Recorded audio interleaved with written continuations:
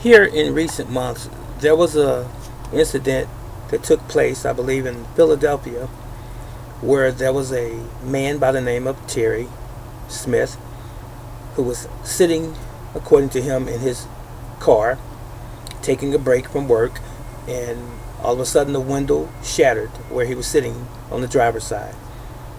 It didn't just simply shatter by happenstance, but he found himself a victim, as it were, of a crazed man. In other words, this man had a gun, and for no apparent reason, he fired into the window, shooting Mr. Smith 18 times. Yes, I believe the weapon was a Glock or something of that nature, handgun that held exactly 18 rounds.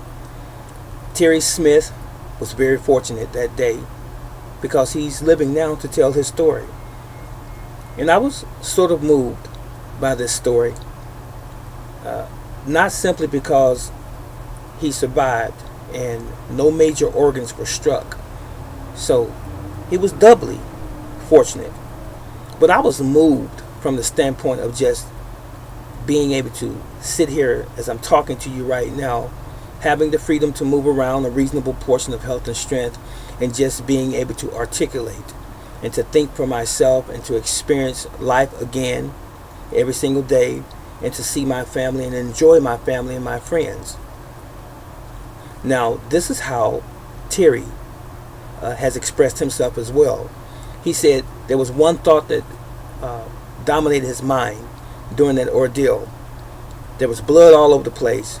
He made it to a facility, I believe it was a hotel, and he was more concerned about bleeding all over the floor, and he asked them to call an ambulance because he had been shot.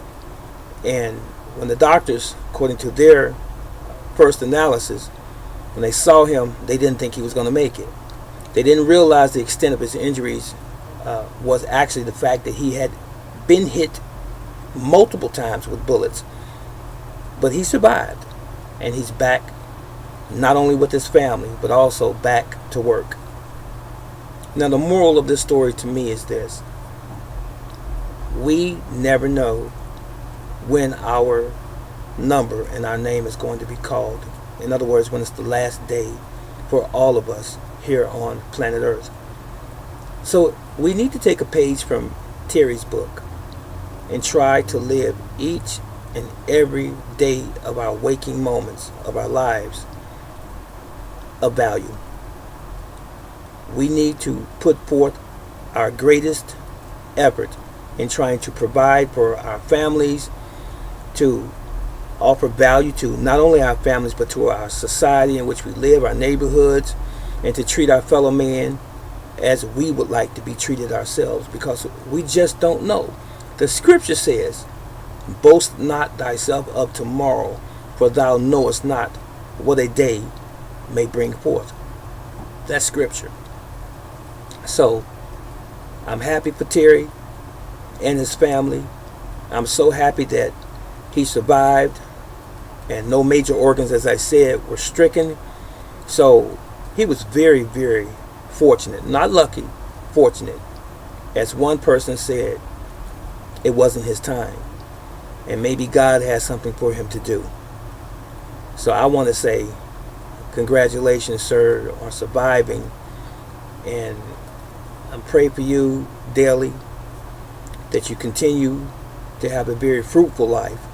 And not only Terry, but all of you all that are out there, you're in my prayers. I pray for the peace of America, and that we don't find ourselves in another major war, because we don't need war, especially when it's predicated on political agendas.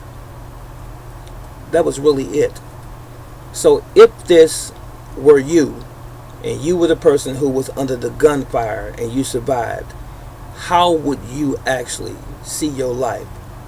Would you see it a little bit differently?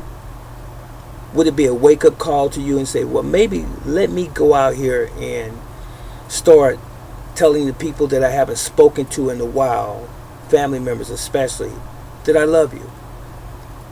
breaking up that tension that you have with some friend that you had some irreconcilable differences or whatever. Do you follow what I'm saying? Do you get the point that I'm trying to convey to you? Life is short. Don't take it for granted. That's all I'm saying. This is Brother Teacher. I'm going to leave a link to that video in the comment section below. Please watch it, and hopefully you will see it as I did. One that's a blessing. I'm grateful to be here, to be able to see my family. I'm grateful to be here, to be able to speak to you and to attempt to give you something of value and to enrich your lives as much as I possibly can while I am yet here. Have a blessed day, and Yahweh loves you, and you know Brother Teacher does. So long.